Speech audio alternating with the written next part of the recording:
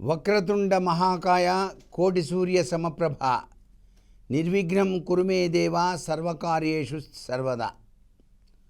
పూజ చేస్తున్నానండి, ఉన్నట్టుండి పూలు టపటపా రాలిపోయినాయి, దీనివల్ల ఏమైనా నాకు కీడు జరుగుతుందా అని చెప్పేసి చాలామంది ప్రశ్నిస్తున్నారు. పూజ చేసేటప్పుడు త్రికరణ శుద్ధి అనేటువంటిది చాలా అవసరం. మనసు, శరీరం, బుద్ధి ఈ మూడు కూడాను నీ దగ్గరే ఉండాలి. ఇక్కడ పూజ చేస్తూ అక్కడ డస్ట్బిన్ను తీసుకెళ్ళేవాడు వచ్చాడు అని చెప్పేసి గట్టిగా అరుస్తూ అదిగో బండివాడు వచ్చాడు అంటే ఇంకా పూజ చేసినట్టే ఉంది. అంటే మన మనస్సు లగ్నం చేసుకోవాలి పూజ మీద. ఎప్పుడైతే పూజ మీద లగ్నం చేసి పరమాత్మ సన్నిధిలో నేనున్నాను అనేటువంటి భావనతో త్రికరణ శుద్ధితో ఆ స్వామిని అలా చూస్తూ ఆయనకి వివిధ రకాలైనటువంటి పుష్పాలు అలంకరించి చక్కగా అమర్చారు. అలా అమర్చినటువంటి పువ్వు మీరు ఆ ఆనందాన్ని చూసుకుంటూ ఎన్ని పూలు పూసినా ఎన్ని మాలలల్లినా తనివి తీరదేలను మనసు నిండదేలను అంటూ మనసు నిండా అనుకున్నారనుకోండి, వెంటనే పువ్వు రాలి కింద పడుతుంది. అది పువ్వు రాలి కింద పడటం ఏంటంటే భగవంతుని యొక్క దయారస దృష్టి నీపై ప్రసరించింది అని చెప్పటం. విష్ణు చిత్రుని చూడండి, రోజు చాలా అద్భుతవంతమైనటువంటి మాలికను కట్టి ఆ యొక్క రంగనాథుడికి ఆ పూల దండను అమర్చేటువంటి వాడు. ఒక రోజున వాళ్ళ అమ్మాయి రోజు వేసుకుంటోంది ఆ దండాన్ని, తెలియదుగా గోదాదేవి వేసుకొని చూసి ఆ దాంట్లో పెడుతోంది తెలియకుండాని. కానీ ఒకరోజు ఈయన వేసిన దండలో వెంట్రుక చూసేటడికి వామ్మో వాయో ఏమైపోయింది, స్వామి క్షమించు అంటూ ఆయన పాదాల మీద పడి వేడుకున్నాడు. నేనేదో అపరాధం చేశాను స్వామి, ఎందుకు వచ్చిందో నాకు తెలియదు ఈ వెంట్రుక అని. అప్పుడు భగవంతుడు సాక్షాత్కరించాడు విష్ణుచిత్తుడికి.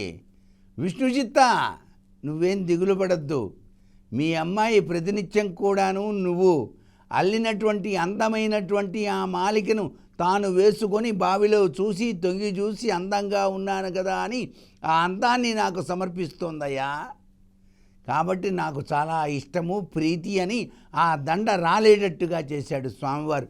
అలా వేసిన దండ కూడా జిన్నని రాలింది.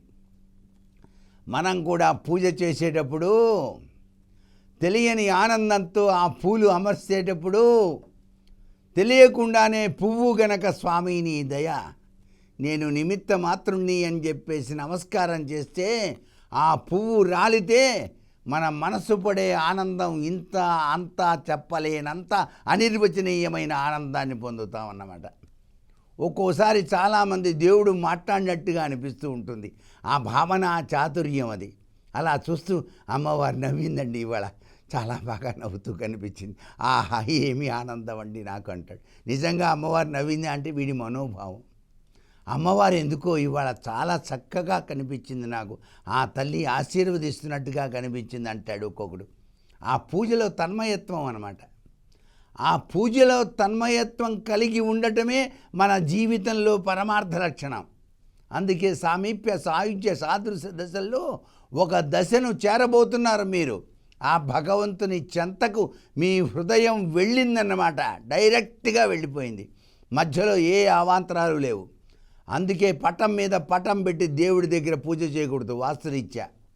పటం మీద పటం పెడితే ఏమవుతుంది, షార్ట్ సర్క్యూట్ ఏర్పడుతుంది. మీరు ఈ మనోభావాలతో చూస్తున్నప్పుడు పటం మీద పటం ఉంటే ఆ దేవుడు పంపించేటువంటి ఆనందకరమైనటువంటి భావన, చాతుర్య లక్షణాలు మీరు చూసి పులకించి మనసంతా తనువును మరచిపోయి అనుకోవాలంటే వాస్తురీత్యా కూడా పటాలన్నీ ఒకే లైన్లో ఉండాలి. ఆ యొక్క మీ కులదైవమైనటువంటి చిత్రపటాన్ని మధ్యలో ఉంచి ఆ స్వామివారికి మీరు అలంకరించినటువంటి అపురూపమైనటువంటి ఆ పూల మాలిక ఒక్కసారి అలా మీరు పూజ చేయగానే అలా జారిందనుకోండి, మీ మనసు హాహా అనిపిస్తుంది అన్నమాట.